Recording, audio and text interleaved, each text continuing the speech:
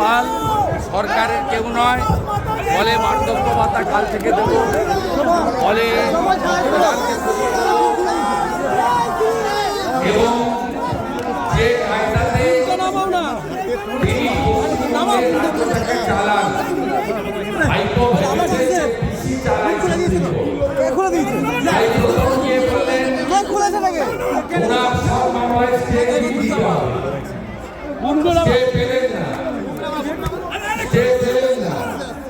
এখন গেলেন আজকে আবার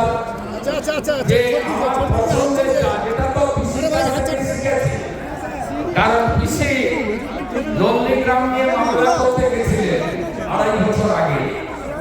তখন বলেছিলেন যে আমি কৌশিক চন্দ্রের এজলাসে মামলা শুনব, পিসির পছন্দের যা দরকার তার জন্য পিসি 5 লাখ টাকা জরিমানা দিয়েছেন কলকাতা হাইকোর্টের বাড়ির কাছে। ঠিক পিসি যেমন ভাড়ে তো আলাদা হয় না, যেমন ধার তেমন মাস। তাই পিসি হাইকোর্টে গেছিলেন, তিনি কোটি কোটি টাকা খরচ করে ব্যারিস্টার বড় লয়ারদের দান করিয়ে যাতে অমৃতা সিনহা মহোদয়া মাননীয় বিচারপতি তার এজলাস ওনার পছন্দ নয়, অন্য জায়গায় নিতে হবে। সুপ্রিম কোর্ট স্বাভাবিকভাবে কোন ব্যক্তির ইচ্ছাকে স্বীকার না করে বিচার ব্যবস্থার যে গরিমা আছে তাকে বজায় রেখেছেন এবং দুগালে দুটো থাপ্পড় খেয়ে আবার back to the cabinet. Lalit Jha Trinamool Yuva Congress করে, ললিত ঝা তৃণমূল যুব কংগ্রেসের পদাধিকারী। আমি দিল্লি পুলিশকে আমার কাছে থাকা সমস্ত তথ্য নথি একজন নাগরিক হিসেবে পাঠিয়েছি। তাপস রায় অত্যন্ত ঘনিষ্ঠ বরানগর উত্তর কলকাতাতে তৃণমূল যুব কংগ্রেসের একাধিক কর্মসূচিতে থাকে এবং পশ্চিমবঙ্গ রাষ্ট্র বিরোধী দেশ বিরোধী এপিসেন্টারে পরিণত হয়েছে এই তোলামুলিদের রাজত্ব। তারা পশ্চিমবঙ্গ যখন ইন্দোরের সেক্স র্যাকেট ধরা পড়ে তখন আপনি দেখবেন তখন পশ্চিমবঙ্গের পথ দিয়ে বাংলাদেশের লোক পাঠায়।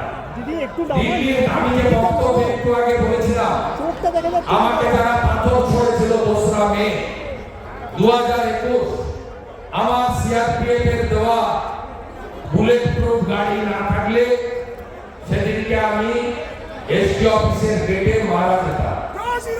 সেদিন এত বড় বড় পাথর ছড়া হয়েছে, সেই দিন যারা পাথর ছড়েছে তার মধ্যে ফিরোজ বলে একটি ছেলে, যার বাড়ি তমলুকের চরসরপুর এলাকাতে, তাকে এখনো এনআইএ জাহাঙ্গীরপুরের ঘটনাতে ইউএপিএতে গ্রেফতার করে রেখেছে। স্বাভাবিকভাবে ভারতবর্ষের যেখানে যা দেশ বিরোধী কাজ হয়, অশান্তির কাজ হয়, তার সাপ্লাই লাইনটা হচ্ছে পশ্চিমবঙ্গ। এই রাজ্যের যাদবপুরে এমন ভাবে দেশ বিরোধী শক্তিকে টুকরে টুকরে গ্যাংকে মমতা ব্যানার্জি লালিত পালিত করে রেখেছেন।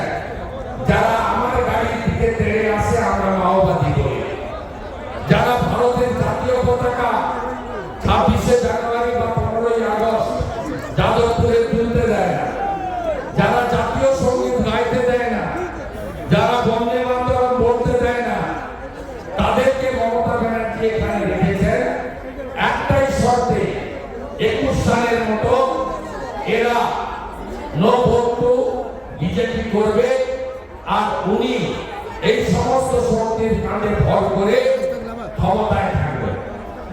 দাদা আজকে আপনি একটা টুইট করেছেন, মোদিজি